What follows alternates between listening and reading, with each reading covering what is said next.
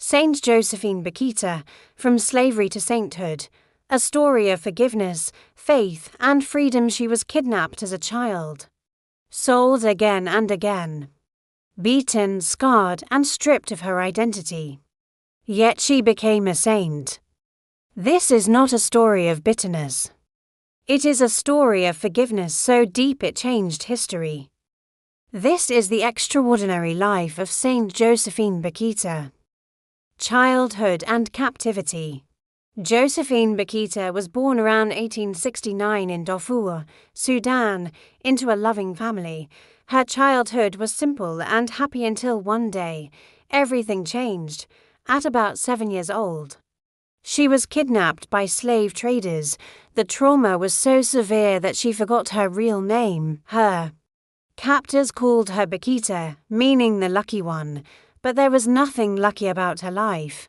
She was sold multiple times, beaten, forced to walk long distances barefoot, and subjected to cruel punishments. Her body was marked with deep scars, pain carved into her skin without mercy. Yet even in darkness, something within her refused to die, suffering without hatred. What makes Bakhita's story astonishing is not only what she endured but how she endured it. She later said that during her years of slavery, she felt there must be someone greater guiding her life, someone unseen, yet present. She did not know God's name yet, but God already knew hers. Eventually, she was sold to an Italian consul and taken to Italy, where, for the first time, she experienced kindness instead of cruelty. For the first time, she was not treated as property but as a human being. Discovering Christ while living with a Catholic family in Italy, Bakhita encountered Christianity. When she learned about Jesus, about a God who suffered, forgave, and loved without limits, something inside her awakened. She later said, "This master is so good. He suffered willingly for us." When her former owners tried to take her back to Sudan, Bakhita refused. Italian law declared her free. For the first time in her life, she chose her own path. She chose God. She was baptized, took the name Josephine, and later joined the Canossian Sisters, dedicating her life to humble service. A life of quiet holiness. As a nun, Sister Josephine Bakhita worked as a cook, porter, and caretaker.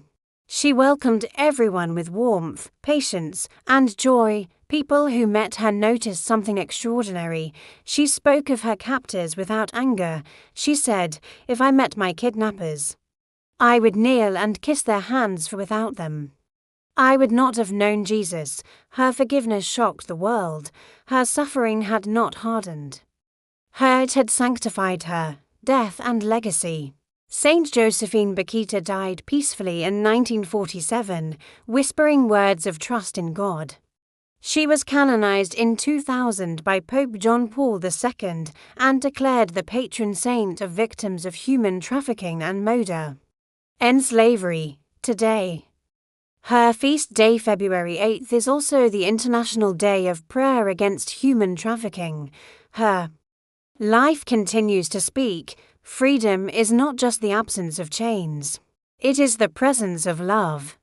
Real-life reflection. Saint Bakhita teaches us that pain does not have the final word. Forgiveness is stronger than hatred. God can transform the deepest wounds into sources of grace. Her story asks us, what would the world look like if we chose forgiveness instead of bitterness? Saint Josephine Bakhita, pray for all who suffer in silence. Pray for the enslaved, the forgotten, and the wounded. Teach us to forgive, to hope, and to trust God completely. Amen. If this story touched your heart, like, share, and subscribe for more powerful stories of faith, healing, and courage. Follow for daily saints and life-changing inspiration.